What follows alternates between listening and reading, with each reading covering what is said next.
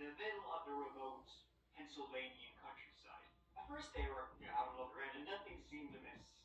Then they were told, look over there. They did so. In fact, they wouldn't stop digging for a long ass time because they found a hell of a lot more than they were expecting. And the owner of the house, one Hugo Zelensky, he's probably the scariest serial killer you've never heard of. Accused double murderer is on the run.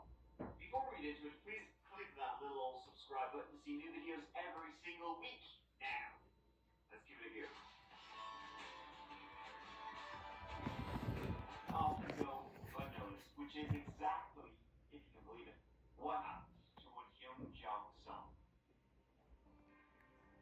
Hyun Jong went by Cindy, and she was raised in Seoul, South Korea, moving to the US of A in 1995 to live with her aunt and uncle in Virginia. After graduating high school, she went to Penn State University studying integrative arts. And it was while she was attending a party on Halloween night in 2001 that Cindy's song vanished. That night was Wednesday. Cindy and her buddies, they were out, having a good time. They were hooping and a bopping at a place called Players Nightclub. Now, this is in the town of State College, home to Penn State University. They had a grand old time. They were giving it socks, and then they left the nightclub at about 2 a.m. They went back to a friend's house, and then they were gaming all night till about 4 a.m. It was a good time. Cindy, she was dressed up as a bunny. She had the ears, she had the tail, she had the whole kit and caboodle. So it was at 4 a.m., which I think they call the wee hours of November 1st, that Cindy was dropped off at her home, at her place, on Clinton Avenue. She was dropped off outside her door. They said, catch you later. And Cindy was never seen again. Later on that very same day, November 1st, Cindy's roommate, who was out of town, returned and saw nothing out of the ordinary at her place. No signs of anything amiss. The doors were locked in the apartment. It would be a couple of days before the police would be called and a search would begin. Now, Cindy definitely came home. She definitely entered her apartment. Inside her place, they found the backpack she'd been wearing that night. Her fake eyelashes were on the countertop. So it appears she had been dropped off at 4 a.m. when they and then left them her own accord. Her keys and purse, however, weren't in the apartment. So her friends, knowing Cindy, suspected she probably called in that morning to a nearby convenience store to get a snack or something. And either going to or coming from something happened. Footage from the store wasn't able to be recovered, as by the time the police got there, it had been over. Her phone records and emails were checked. Nothing seemed to miss there. She'd ordered a new computer that was on the way, so her leaving of her own accord, chances of that seemed slim to nil. Searches were undertaken in the nearby woods and surrounding areas, but nothing was found. It seems like old Cindy just vanished. But then, something really weird. A couple of days after, Cindy went missing and the news reports right there, an eyewitness came forward. This eyewitness said they believed they saw someone who resembled Cindy, but this was over 200 miles away in Philadelphia. She said that very early on the morning of November 1st, she saw a woman matching Cindy's description being forced into a vehicle in Philadelphia's Chinatown district. She said the woman was screaming, and that the guy who was doing the forcing was shouting at this witness to basically get the hell out of there. Now, how Cindy would have gotten from State College to Philadelphia this couple of hours remains unknown, but a sketch was done of this person. It was provided by the police. So, who took her? Was it just a random crime of opportunity, or was it someone Cindy knew, who knew all about her and was able to get her out of her apartment? But that was it. Nothing more was found about Cindy. And speaking of people knowing things about you that, you'd rather they didn't, this whole video is sponsored by Aura, my friends. Do you ever find, that your personal and private information has gone to places, it really shouldn't have? Getting email, spam, and not the delicious kind. Well, guess what? About 2 years passed since Cindy's mysterious vanishing, and something shady was afoot in northeast Pennsylvania. See, there had been a spate of burglaries. Back Mountain is about as rural as it gets without being just serial. Now, as I said, both Hugo Celestia all weekly denied being involved in the burglaries. As I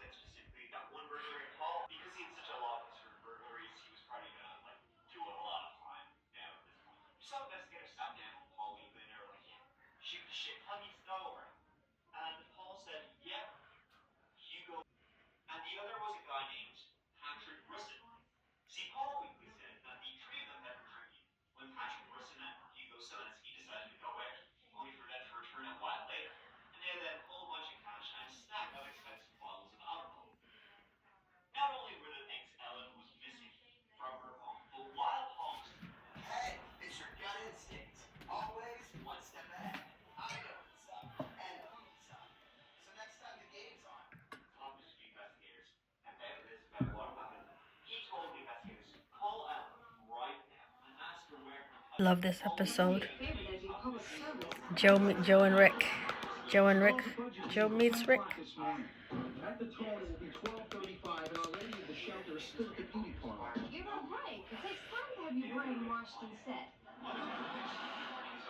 So what's up? Actually, I need to talk to you about him. Hey, hi, Joe.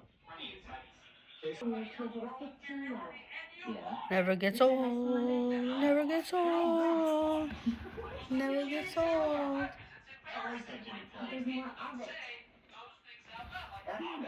Long fingers. I'm gonna go. Never gets old. Never gets old. Never gets old.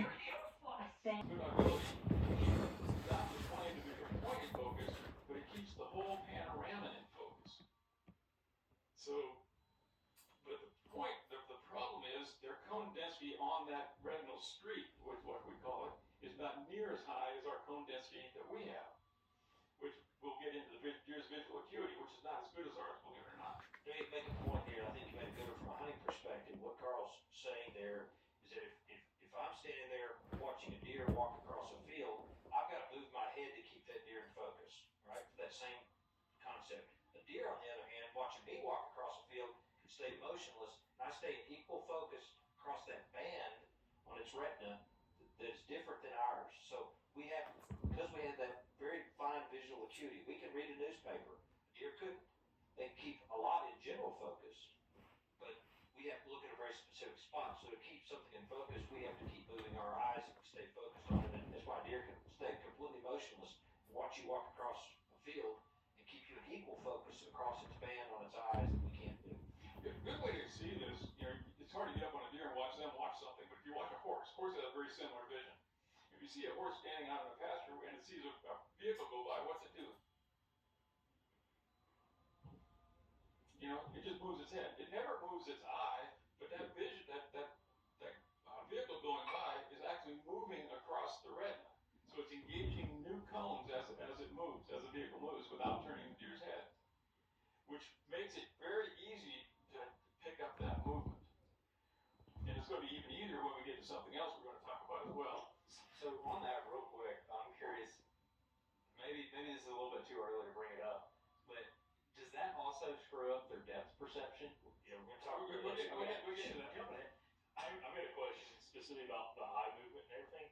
Do deer have the capability like us, like we can run our eyes, not quite all the way to your peripheral, but pretty wide going back and forth. Can deer move their eyes like that, or is it mostly just They can move their eyes some. okay? Deer have, their peripheral vision, they have about 100 or 310 degree angle. You can sneak up behind a deer if you stay right behind the deer.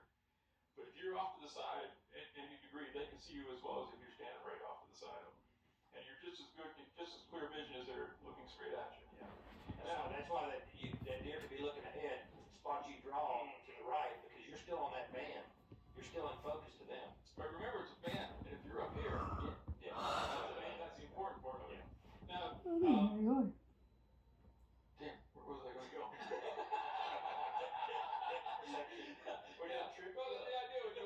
With depth perception, remember, we're trying to focus at one point. So our eyes, our lens, it is elastic.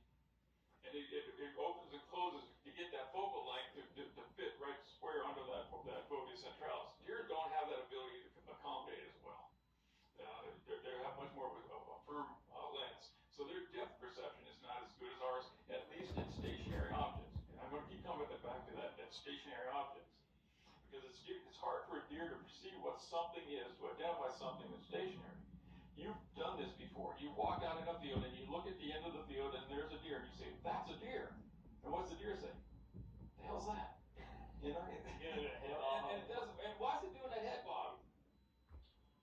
trying to get the depth perception with you in the background and trying to get you to move and then move side to side, trying to get you to move so they can understand.